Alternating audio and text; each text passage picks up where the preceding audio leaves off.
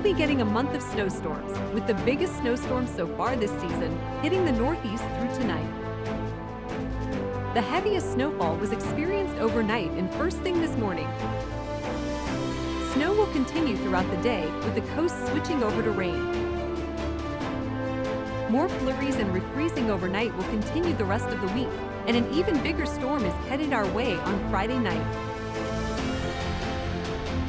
Bigger storms and colder temperatures are ahead as we look at next week, and more storms to follow in the next few weeks as well. This is going to be a big month of snow. Make sure you have plenty of ice melt in stock.